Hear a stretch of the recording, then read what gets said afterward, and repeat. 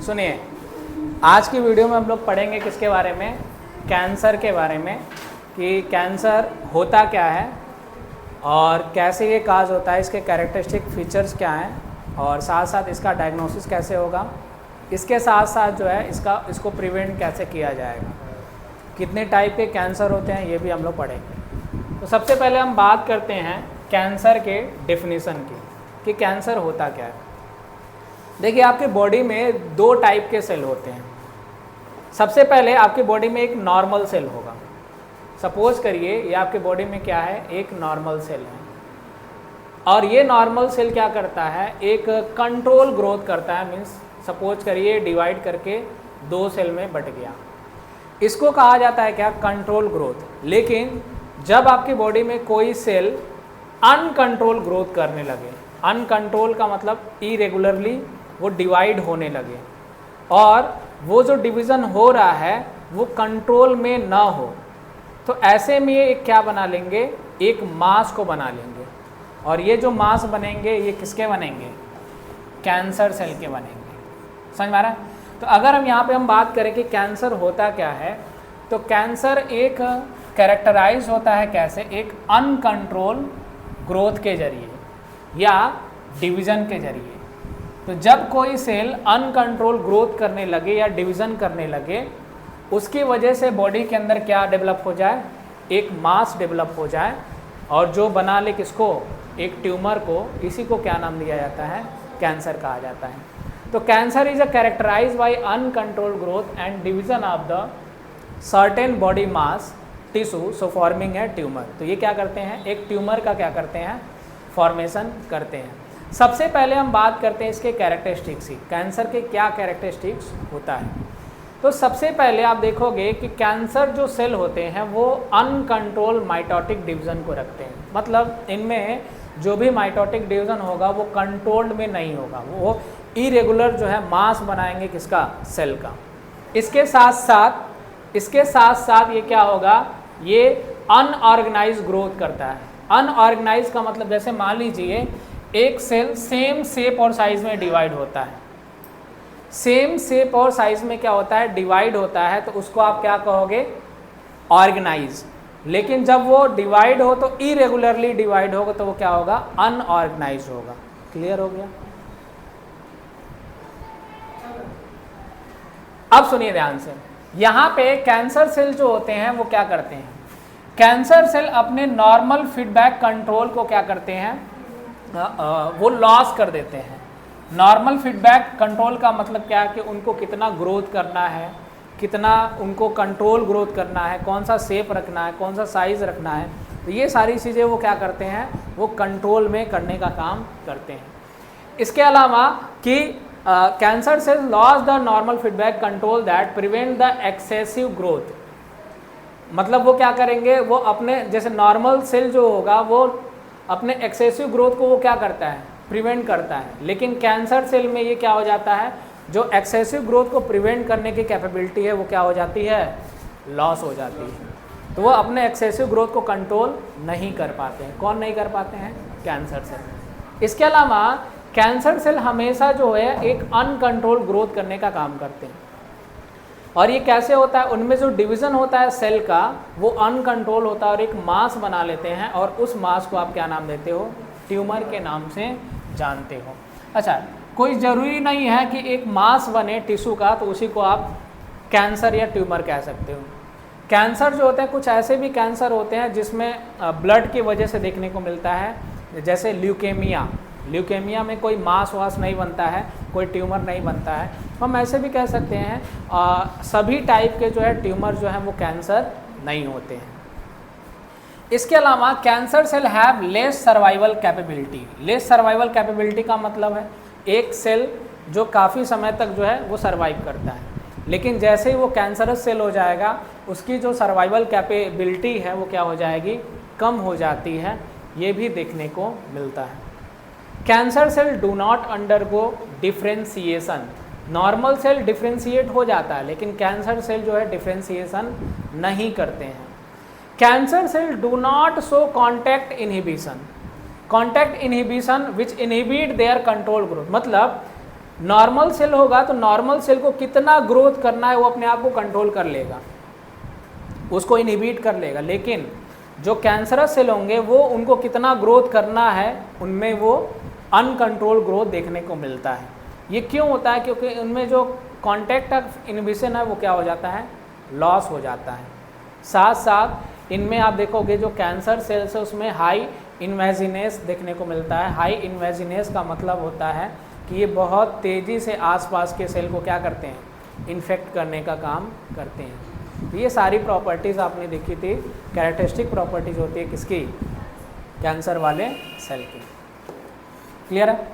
अब हम लोग समझते हैं किसको, काजेज ऑफ कैंसर, जिसको आप इथियोलॉजी के नाम से जानते हो। काजेज ऑफ कैंसर का मतलब कैंसर कैसे काज होता है। तो कैंसर को काज करने वाले कुछ कार्सिनोजेंस होते हैं। अच्छा, ये कार्सिनोजेंस क्या है? कार्सिनोजेंस कुछ फिजिकल, केमिकल या कुछ बायोलॉजिकल एजेंट होते हैं जिनके वजह से कैंसर होता है। इन्हीं को हम क्या नाम देते हैं, कार्सिनोजेंस। सबसे पहले कैंसर जो होता है एक नॉन इनहेरिटेड क्या होता है, डिजीज़ होता है। नॉन इनहेरिटेड का मतलब है कि जो एक जनरेशन से दूसरे जनरेशन में ट्रांसफ़र नहीं होता है। साथ साथ ये कैसा होता है, नॉन कॉन्टेजियस होता है। मतलब ये नाइदर कॉन्टेजियस होते हैं। कॉन्टेजियस मीन्स होता है कि कांटेक्ट से फैलना, मतलब ये किसी को टच करने से ये ट्रांसमिट फैलता नहीं है।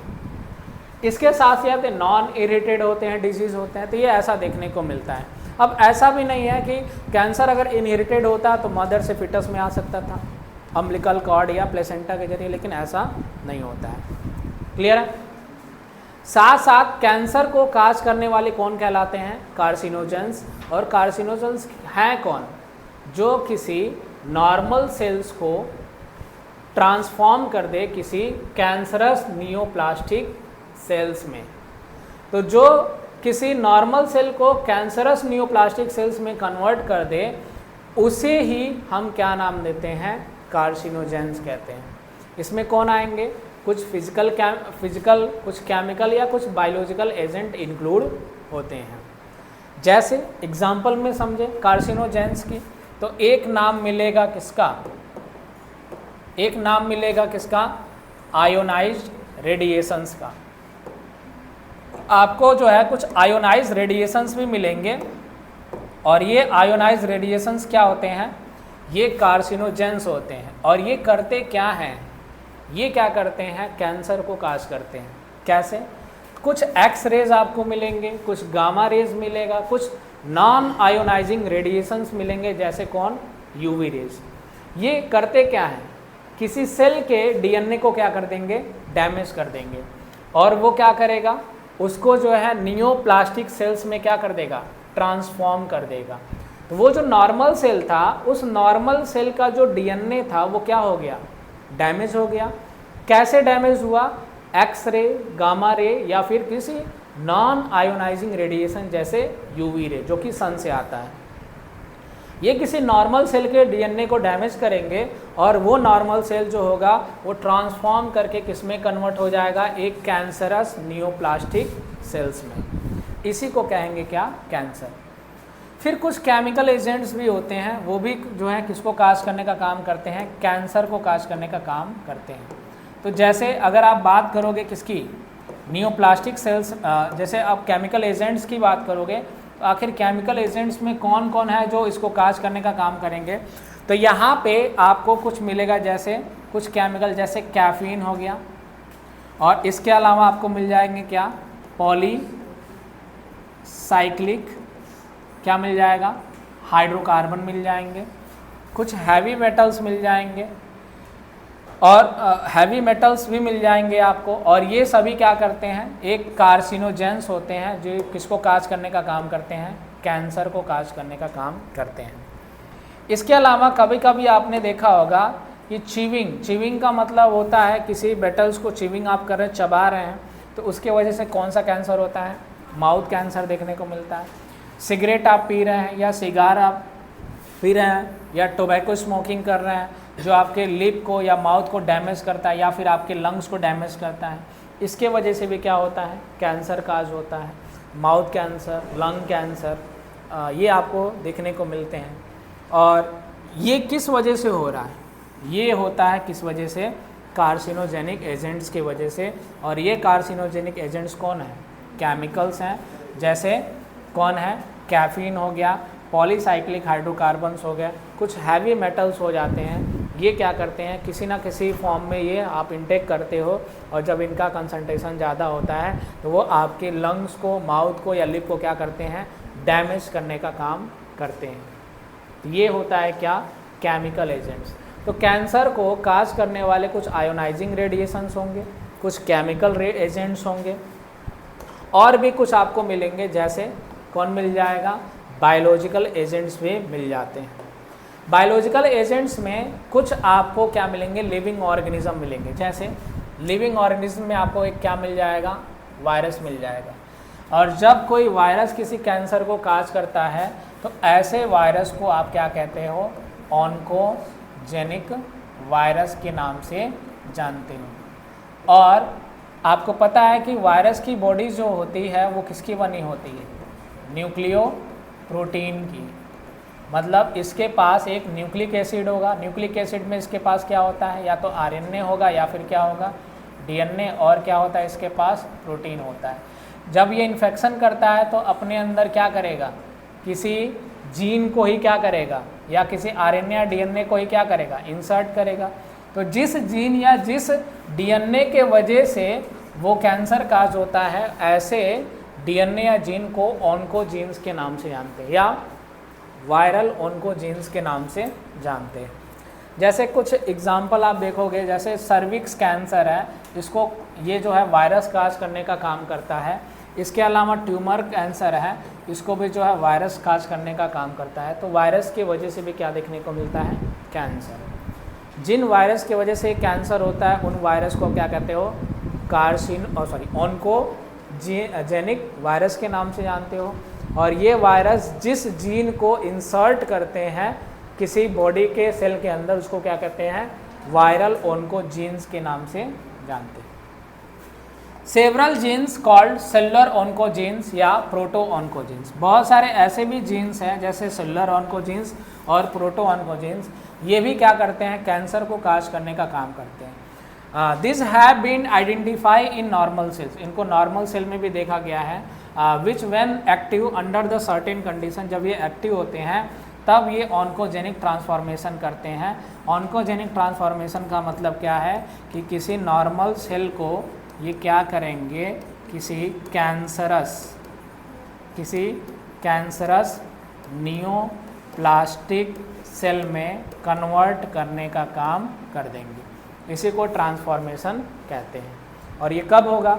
जब उस नॉर्मल सेल के अंदर कोई ऑन्कोजीन्स एंट्री करेगा। और ये ऑन्कोजीन्स किसका होगा? कोई वायरस का होगा। और इस वायरस को आप क्या कहोगे? ऑन्कोजेनिक वायरस के नाम से जानोगे। समझ में आया? तो ये होता है कौन से? Biological agents. तो बहुत सारे ऐसे भी बायोलॉजिकल एजेंट्स हैं जो किसको काज करते हैं? कैंसर को काज करते हैं। तो ये होता है इथियोलॉजी। इसको क्या कहते हैं? इथियोलॉजी।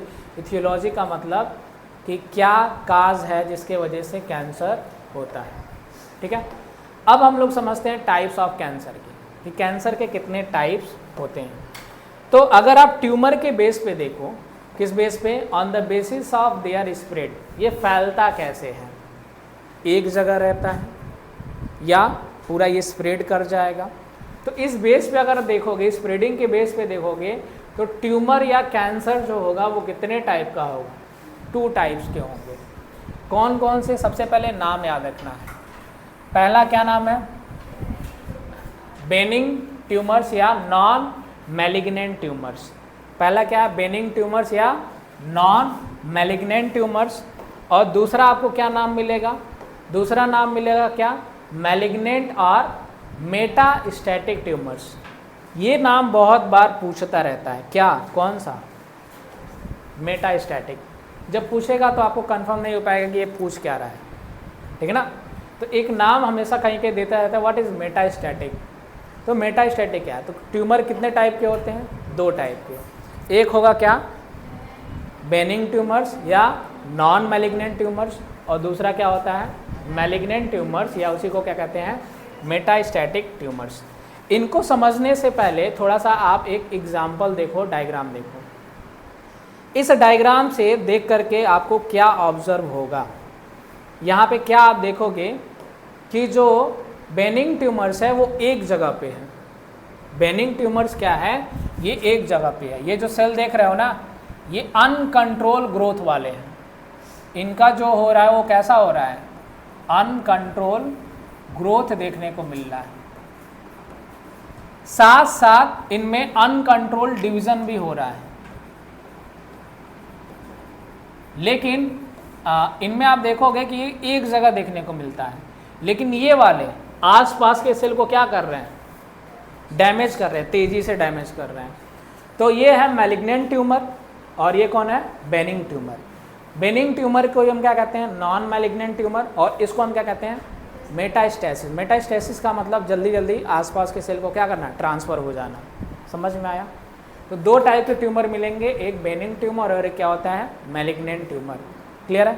इन दोनों को समझते हैं कि क्या क्या दोनों चीज़ें हैं। यहाँ सुनिए, सबसे पहले हम बात करते हैं किसकी, बेनिंग ट्यूमर की। बेनिंग ट्यूमर की जब आप बात करोगे तो benign tumour this remain confined in the organ affected and do not spread to the other body part. ये किसी आपकी ऑर्गन में ही रहेंगे, किसी ऑर्गन में ही रहेंगे और वहाँ पे एक मास आपको मिलेगा, लेकिन वो मास जो है आसपास के सेल को या ऑर्गन को डैमेज नहीं करेगा। तो ये होता है कौन सा ट्यूमर, बेनिंग ट्यूमर या non malignant tumour. In this type of tumour cells are more adhesive.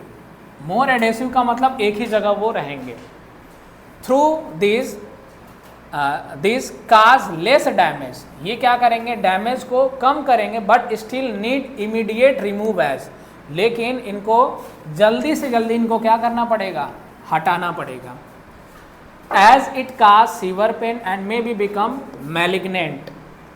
जब इनको नहीं हटाओगे ये धीरे धीरे धीरे धीरे क्या होंगे, ये किस में कन्वर्ट हो जाएंगे, मैलिग्नेंट। मैलिग्नेंट का मतलब अब एक ऐसे स्टेज में आ गए कि ये आसपास के सेल को भी डैमेज करने लगेंगे। तो आपके बॉडी के अंदर कभी कभी कुछ ऐसे टिश्यू हैं जो अभी किस स्टेज में होंगे, ये जो ट्यूमर होगा वो बेनिंग ट्यूमर होगा, एक जगह होंगे, बस पेन होगा आपको, सीवर पेन होगा, कभी कभी दर्द करेगा, आपको पता नहीं चलेगा। अब वो दर्द इतना हो जाएगा, अब धीरे धीरे जब आप उसका इलाज नहीं कराओगे, उसको सर्जरी से रिमूव नहीं कराओगे, या फिर और भी कई सारे मेथड हैं, तो ऐसे कंडीशन में धीरे धीरे वो क्या करता जाएगा, किस स्टेज में कन्वर्ट हो जाएगा, मैलिग्नेंट ट्यूमर में कन्वर्ट हो जाएगा। और इस ट्यूमर में वो आसपास के सेल को भी क्या करने लगेगा, डैमेज करने लगेगा। तो इस ट्यूमर को आप क्या नाम देते हो, कौन सा, बेनिंग ट्यूमर। तो बेनिंग ट्यूमर जो है थोड़ा सा कम डैमेज करता है, लेकिन अगर इसका इलाज नहीं कराओगे तो ये मैलिग्नेंट ट्यूमर में कन्वर्ट हो जाएगा, और जब मैलिग्नेंट में कन्वर्ट होगा तो बहुत ज़्यादा दिक्कत होगा। तो ये समझ में आया बेनिंग ट्यूमर के बारे में। तो बेनिंग ट्यूमर जो होता है ये किसी ऑर्गन को अफेक्ट करता है और ये स्प्रेड नहीं करता है, ये आसपास के ऑर्गन को इन्फेक्ट नहीं करेगा। और इस टाइप के ट्यूमर में आप देखोगे ये जो सेल्स होते हैं मोर एडेसिव होते हैं, मतलब यहाँ पे जहाँ होगा वो स्पेसिफिक होगा। इसके साथ साथ ये लेस डैमेज करेगा, लेकिन इसको जल्दी जल्दी क्या होना पड़ेगा, हटना पड़ेगा या हटाना पड़ेगा। क्यों हटाना पड़ेगा, क्योंकि ये क्या करता है, सीवर पेन काज करता है, और नहीं हटाओगे तो ये बाद में किस में कन्वर्ट हो जाएगा, मैलिग्नेंट ट्यूमर में कन्वर्ट हो जाएगा। तो ये कौन सा है, बेनिंग ट्यूमर या नॉन मैलिग्नेंट ट्यूमर। अब हम बात करते हैं किसकी, मैलिग्नेंट ट्यूमर की। किसकी बात करेंगे, मैलिग्नेंट ट्यूमर की, या इसी को आप क्या नाम देते हो, मेटास्टैटिक ट्यूमर। क्या होता है, these are initially slow growth, ये स्टार्टिंग में फ्लो करता है और काज करता है किसको, लेटेंट स्ट्रेस को, but later growth rate become very rapid. मतलब इस इनिशियली इसका जो फ्लो होता है बहुत ही क्या होता है, स्लो फ्लो होता है, बहुत धीरे धीरे इनिशियली ये क्या करता है, फ्लो करता है, लेकिन बाद में इसका जो फ्लो होता है वो तेज़ी से होने लगता है। And rapid causing over crowding and damage to the normal cells, मतलब आसपास के सेल्स को बहुत तेज़ी से वो डैमेज करने लगता है। कौन करता है? मेटास्टैटिक। मेटास्टैटिक का मतलब होता है आसपास के सेल को क्या करना? ट्रांसमिट कर जाना, ट्रांसफ़र कर जाना। In later these cells these enters metastatic stage in which the cancer extend to the neighbouring tissue. जैसे आपने देखा कि जो नॉन मैलिग्नेंट टिश्यू है वो आसपास के सेल को डैमेज नहीं करता था, लेकिन जैसे जैसे पेन होगा, सीवर इन्फेक्शन होगा, उस दौरान वो आसपास के सेल को भी क्या करने लगेंगे? डैमेज करने लगेंगे, और एक ऐसा स्टेज आ जाएगा कि वो किस में कन्वर्ट हो जाएंगे? मेटास्टैटिक ट्यूमर में कन्वर्ट हो जाएंगे। मेटास्टैटिक ट्यूमर आसपास के सेल को क्या करता है? डैमेज करता है, और ट्रांसफ़र बहुत तेज़ी से होता है। मेटास्टेटिया एक वर्ड आया है, इसका मतलब होता क्या है? It is a process of transference of the cancerous sales from the site of the origin. जहाँ पे ये ओरिजिन हुआ वहाँ से किसी डिस्टिंक्ट पार्ट पे क्या हो जाते हैं? ट्रांसफ़र हो जाते हैं। इसी को हम कहते हैं क्या? मेटास्टेटिया। मेटास्टेटिया क्या है? जब कोई कैंसर जो है, कैंसरस सेल्स किसी नॉर्मल सेल से किसी अदर ऑर्गन के नॉर्मल सेल तक पहुँच जाए, ठीक है ना, या जहाँ पे इन्फेक्शन है, जहाँ पे ओरिजिन है, उसके अलावा किसी अदर ऑर्गन वाले सेल्स को, नॉर्मल सेल्स को डैमेज कर दें, इसी को क्या नाम देते हैं? मेटास्टेटिया के नाम से जानते हैं। और जब ये स्टेज आता है तो उसको क्या बोला जाता है? मेटास्टेटिया स्टेज के नाम से जाना जाता है। तो दोनों समझ में आया? कौन कौन सा है? एक है नॉन मैलिग्नेंट और दूसरा क्या है? मैलिग्नेंट। पहले वाले को कौन सा और क्या नाम है उसका? बेनिंग, और या इसको क्या कहते हैं? मेटास्टैटिक ट्यूमर के नाम से जानते हैं। क्लियर हो गया? तो यहाँ पे डायग्राम के जरिए समझ जाते हैं बेनिंग ट्यूमर, या इसी को क्या कहते हैं? नॉन मैलिग्नेंट ट्यूमर, और इसको क्या कहते हैं? मैलिग्नेंट ट्यूमर, या इसी को क्या कहा जाता है? मेटास्टैटिक ट्यूमर के नाम से जाना जाता है। अब हम यहाँ पे कुछ डिफरेंस दिया हुआ है, किसमें किसमें? बेनिंग ट्यूमर में और किसमें? Malignant tumour. देखो ध्यान से, सबसे पहले इसका प्रेजेंस दिया है कि बेनिंग ट्यूमर कहाँ होता है और मैलिग्नेंट ट्यूमर कहाँ होता है। ये किसी ऑर्गन पे कन्फाइंड होगा, मतलब एक ही ऑर्गन पे ये कहीं ना कहीं स्पेसिफिक ऑर्गन के क्या करेगा? अफेक्ट करेगा, ये कहीं और स्प्रेड नहीं करेगा। और ये वाला क्या होगा? स्प्रेड करेगा from the one organ to the another organ. Sheath की अगर आप बात करोगे तो enclose in a connective tissue sheath, ये कनेक्टिव टिश्यू शीथ के जरिए इनक्लोज होगा। कौन? बेनिंग। जैसे एग्जांपल हम समझो, जैसे ये वाला देख रहे हो ना, ये चारों तरफ से एक लेयर में कवर है, ये लेयर दिख रहा हो ना, इसको आप क्या कहते हो? ये होता है क्या? कनेक्टिव शीथ होता है। तो ये जो सेल्स हैं, ये कौन से सेल्स हैं? ट्यूमर सेल्स है। कौन से tumour cell? Benign tumour cells. और ये चारों तरफ से कनेक्टिव टिश्यू में है, लेकिन ये चारों तरफ से कनेक्टिव टिश्यू में कवरिंग नहीं होता है। तो ये वाले आपको इनक्लोज मिलेंगे, ये वाले इनक्लोज नहीं मिलेंगे। इसके अलावा आप इनका ग्रोथ रेट देखो, ये बहुत धीरे धीरे होता है, लेकिन जब ये वाला इसी स्टेज में हो जाएगा तो बहुत तेज़ी से फैलेगा और आसपास के ऑर्गन वाले सेल को भी क्या करने लगेगा? डैमेज करने लगेगा।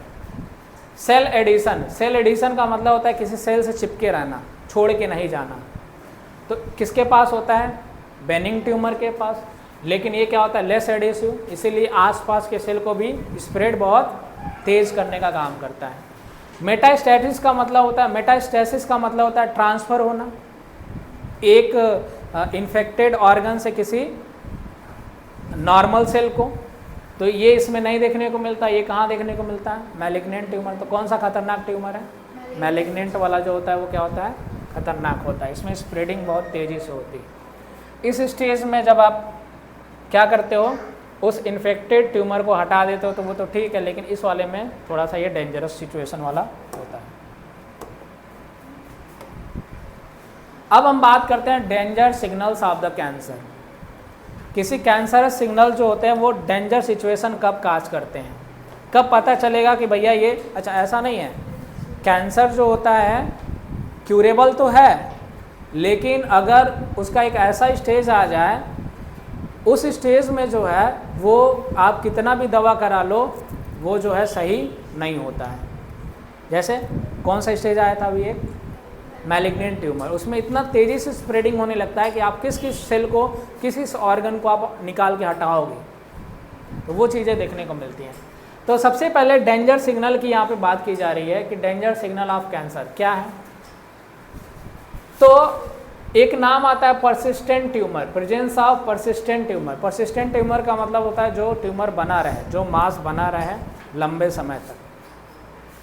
सबसे पहले क्या, पहला रीजन क्या है, एनी उंड, कोई आपके बॉडी में क्या हो, पहला है क्या, कोई ट्यूमर लंबे समय तक है, आप उसका इलाज नहीं करा रहे हो, तो उसकी वजह से क्या हो सकता है, कैंसर हो सकता है। कोई आपके अंदर घाव है, इंटरनल पार्ट में कहीं पे चोट है और वो कंटिन्यूसली ब्लीडिंग हो रहा है, उसके वजह से भी क्या काज हो सकता है, कैंसर हो सकता है। Any wound not healing for the long period, कोई अंदर घाव है जो लंबे समय से क्या हो रहा है, वो भर नहीं रहा है। जैसे बाहर रहता तो आप दवा लगा के सही कर लेते, अंदर कहीं चोट वोट लग जाएगा, पक जाएगा, तो वो सही नहीं होगा, तो वो भी किसको काज कर सकता है, कैंसर को। परसिस्टेंट इनडाइजेशन, इनडाइजेशन का मतलब होता है लंबे समय से आपके बॉडी के अंदर इनडाइजेशन हो रहा है, खाना डाइजेस्ट नहीं हो रहा है। क्यों नहीं हो रहा है, उसका कोई ना कोई रीज़न होगा, तो वो भी क्या कर सकता है, cancer. Rapid change the appearance, form and growth somewhat on the body, मतलब आपके बॉडी में जो है कई सारे चेंजेस हो, कहीं कहीं पे वॉल्ट बन जाए, वॉल्ट का मतलब एक आउटर साइड में ग्रोथ हो जाए कहीं पे बॉडी के अंदर, तो वो भी किसको काज करता है, कैंसर को। Persistent changes in the bowel movement, bowel क्या होता है, बॉवेल जब आप खाना खाते हो ना, खाना खाते हो फिर डाइजेशन होता है, फिर वो जो रिलीज होता है मूवमेंट, उसके वजह से वो जो है परसिस्टेंट चेंजेस के वजह से भी क्या होता है, बॉल मूवमेंट की वजह से भी कैंसर हो सकता है।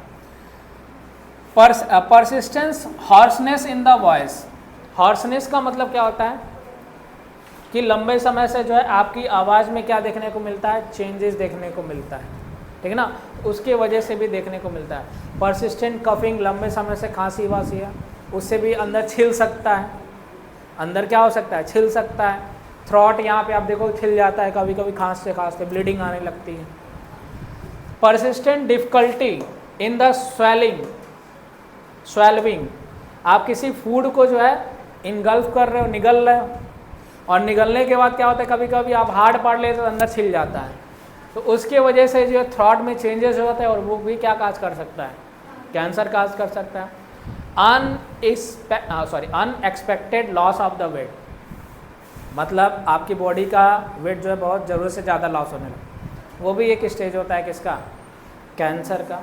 Excessive bleeding in the menses, menses क्या होता है, मेंस्ट्रुअल साइकिल के दौरान फीमेल में अगर एक्सेसिव ब्लीडिंग होता है तो वो भी इसमें काज करने को देखने को मिलता है। तो ये सभी डेंजर सिग्नल्स होते हैं किसके लिए, कैंसर्स के लिए। तो ऐसा नहीं है, कैंसर एड्स के जैसा नहीं है, कैंसर के इलाज भी हैं, कैंसर का क्या है, इलाज भी है। और इसमें आपको क्या मिलेगा, तो उससे पहले हम लोग पढ़ेंगे इसके डिटेक्शन और साथ साथ पढ़ेंगे क्या, डायग्नोसिस ऑफ कैंसर। मतलब क्या कि कैसे हम किसी कैंसर को डायग्नोस करें, मतलब कैसे उसको डिटेक्ट करें और फिर कैसे उसका उपचार करें, डायग्नोस करें, तो इसको भी देखने को हम लोग यहाँ पे देखेंगे।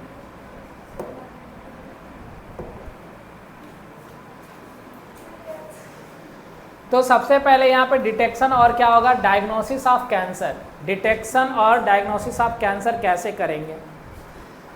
अर्ली डिटेक्शन ऑफ कैंसर, अगर शुरुआती दौरान जो है आप कैंसर का डिटेक्शन कर लेते हो तो बचने के चांसेस होते हैं, लेकिन जब वो बाद में इतना कॉम्प्लिकेटेड हो जाएगा कि कैंसर जो होगा वो इनक्यूरेबल हो जाएगा, मतलब उसका कोई उपचार नहीं होगा या नॉन क्यूरेबल हो जाएगा। अब कितना भी दवा करवा दीजिए वही एड्स वाला सिचुएशन हो जाएगा कि डेथ या फेटल स्टेज तय हो जाएगा। तो इसमें क्या क्या तरीका है जिसके ज़रिए आप डायग्नोस कर सकते हो कैंसर को। तो कैंसर को डायग्नोस करने का सबसे पहला तरीका,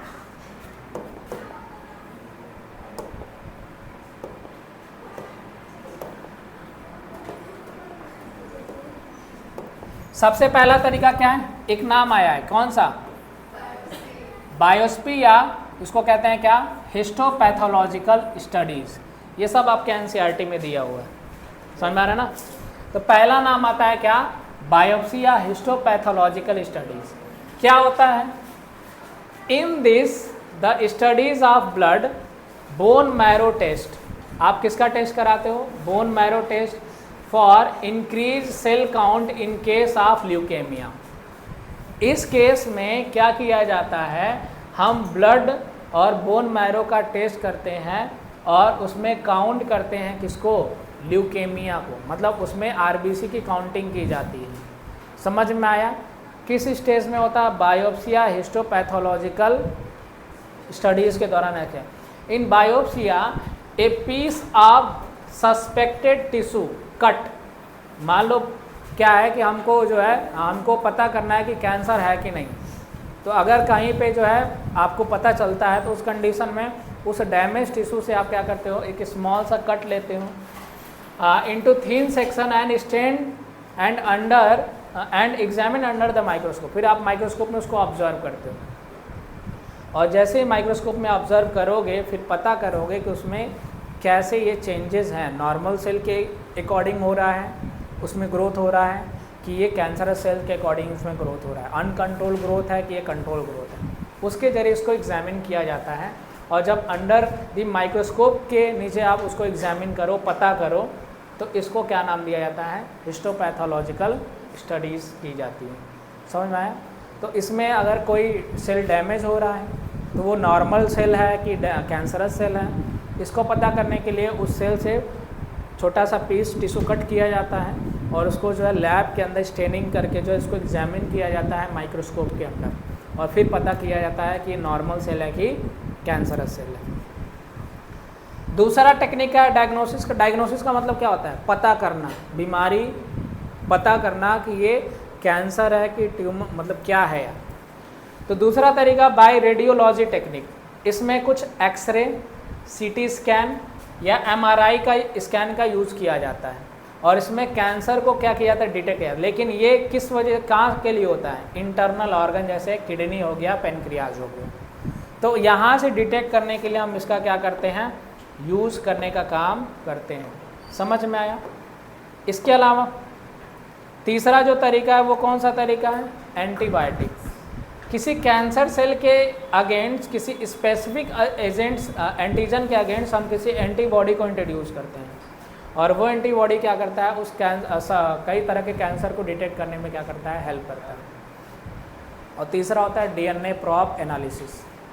इसमें क्या होता है कि इस टेक्निक के अंदर जो है हम कुछ जीन को क्या करते हैं, कुछ जीन को जो कि एक प्रॉब की तरह यूज़ होता है या डीएनए को हम इंसर्ट करते हैं और वो क्या करता है, वो ससेप्टेबल होता है किसी टोबैको स्मोक के अगेंस्ट जो कैंसर को काज करते हैं। तो उसको ये क्या करता है, उसकी वजह से अगर नहीं हो रहा है तो उसकी वजह से डीएनए प्रॉब या जीन के जरिए एनालिसिस करते हैं और इसको किस में देखा जाता है, मॉलिक्यूलर बायोलॉजी में।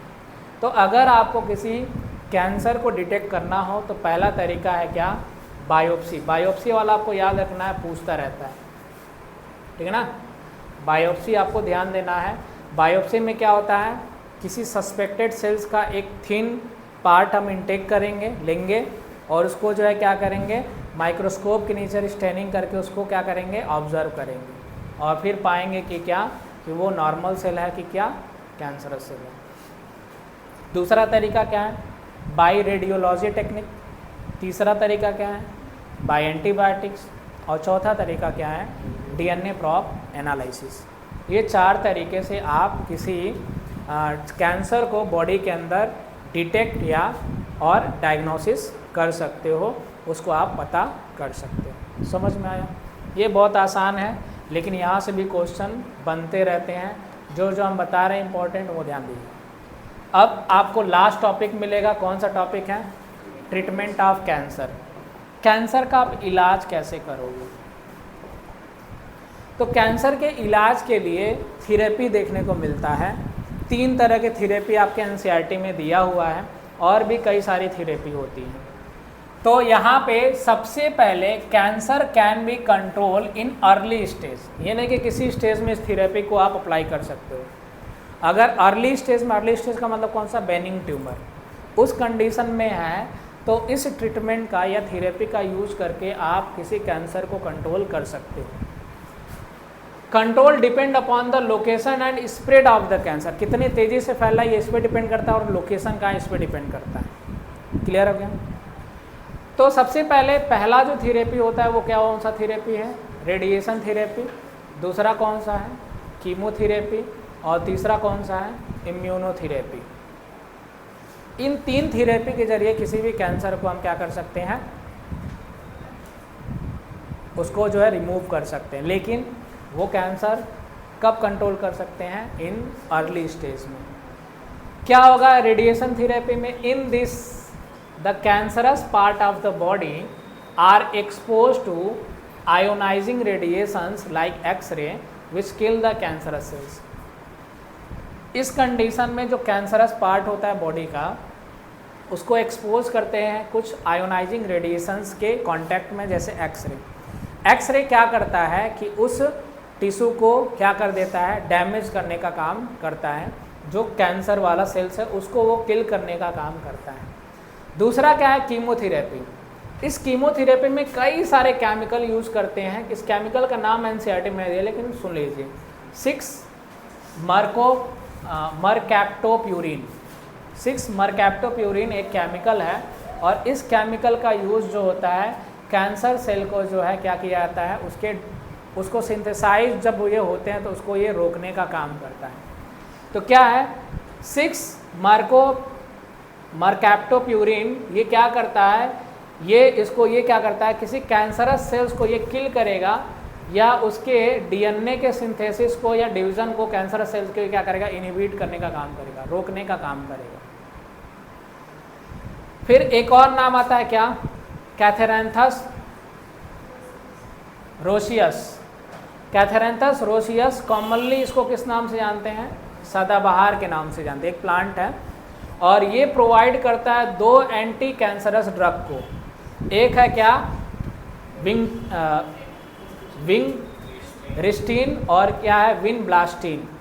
विंगरिस्टिन और विंगब्लास्टिन दोनों जो होते हैं एक ऐसे ड्रग हैं जिनको ल्यूकेमिया, जिसको आप कहते हो ब्लड कैंसर, उसके अगेंस्ट इनका यूज़ होता है। समझ में आया? बट मेजॉरिटी ऑफ ड्रग, कोई भी केमिकल है तो उस केमिकल के साइड इफ़ेक्ट होंगे ही होंगे। तो majority of drug have side effects like hair loss, anaemia. तो आपने देखा होगा कि जब कोई कैंसर वैंसर होता है तो जब उनकी दवा चलती है तो आप देखोगे उनका बाल पूरा झड़ जाता है। ऑब्जर्व किया है कभी? एक आपने नाम सुना होगा मनीषा कोइराला का, नाम सुना है? मनीषा कोइराला का नाम नहीं सुना है? नेपाल के शायद कोई है, उन्हीं की लड़की। हाँ हाँ। तो जब कैंसर होता है देखा होगा, जब उनकी थेरेपी चलती है ये सारी, जब इनिशियल स्टेज में होंगे तब उसको भी था कैंसर। युवराज सिंह को भी कैंसर था, शायद ब्लड कैंसर ही था। तो उसमें इनिशियल स्टेज आप देखोगे उनका पूरा बाल झड़ जाता है। जब भी थेरेपी होती है तो पूरा बाल झड़ जाता है। ये क्यों होता है? उनको जो ड्रग्स दिए जाते हैं, जो दवा दी जाती है, उसके साइड इफ़ेक्ट्स की वजह से। फिर होता है इम्यूनोथेरेपी। ये एक लेटेस्ट मेथडोलॉजी है कैंसर ट्रीटमेंट का। तो इसको जो है अब आजकल बहुत ज़्यादा यूज किया जाता है। ये एक नया तरीका है जिसके ज़रिए कैंसर को क्या किया जाता है? रोकने का काम किया जाता है। तो it is the latest methodology of cancer treatment in which natural anti cancer immunological defence mechanism are strengthened. मतलब जो natural anti cancer immunological defence है, मतलब इम्यूनिटी से है, एंटीबॉडी से है, उसको डेवलप कराने का काम किया जाता है। तो कोई भी एंटीबॉडी जब आपके नेचुरली आपके बॉडी में डेवलप कर रहा है तो वो क्या कहलाता है? उसके साइड इफ़ेक्ट्स भी कम होंगे। दूसरी चीज़, जैसे एग्जाम्पल में आपके एनसीईआरटी में एक नाम दिया हुआ है, किसका नाम दिया हुआ है? अल्फ़ा इंटरफेरॉन्स का नाम दिया हुआ है। इंटरफेरॉन देखा होगा ना? इंटरफेरॉन क्या है? एक प्रोटीन है, और ये प्रोटीन क्या करता है? किसी वायरस जब एंट्री होती है वायरस की किसके अंदर? बॉडी के अंदर, तो उसके अगेंस्ट ये डेवलप होता है। कौन डेवलप होता है? इंटरफेरॉन। और वो उसको मारने का काम करता है। तब वायरस के पास होता है क्या, एंटीजन, और ये काम करता है किसके जरिए, एंटीबॉडी की तरफ। तो इंटरफेरॉन ये वायरस के अगेंस्ट ही काम करते हैं। तो जब कोई वायरस से कैंसर होता है ये देखने को मिलता है। तो अल्फ़ा इंटरफेरॉन इसको जो है बायोलॉजिकली यूज़ किया जाता है, रिस्पॉन्स करता है और मॉडिफायर होता है जो स्टिमुलेट करता है इम्यून सिस्टम को और हेल्प करता है किसी भी ट्यूमर को किसमें, डिस्ट्रॉयड करने के लिए। तो इस तरीके से आप ट्रीटमेंट कर सकते हो किसका, कैंसर का। कौन कौन सा तरीका है, रेडिएशन थेरेपी है, कीमोथेरेपी है और इम्यूनोथेरेपी है। इम्यूनोथेरेपी में ये आपको याद रखना है कौन सा, अल्फ़ा इंटरफेरॉन, ये आपके एनसीईआरटी में दिया हुआ है। जब आप एनसीईआरटी पढ़ोगे तो आपको समझ में आएगा। तो आज हम लोगों ने ये चैप्टर पढ़ा, कौन सा टॉपिक पढ़ा, छोटा सा टॉपिक कैंसर। बाकी हम लोग मिलते हैं नेक्स्ट वीडियो में। धन्यवाद।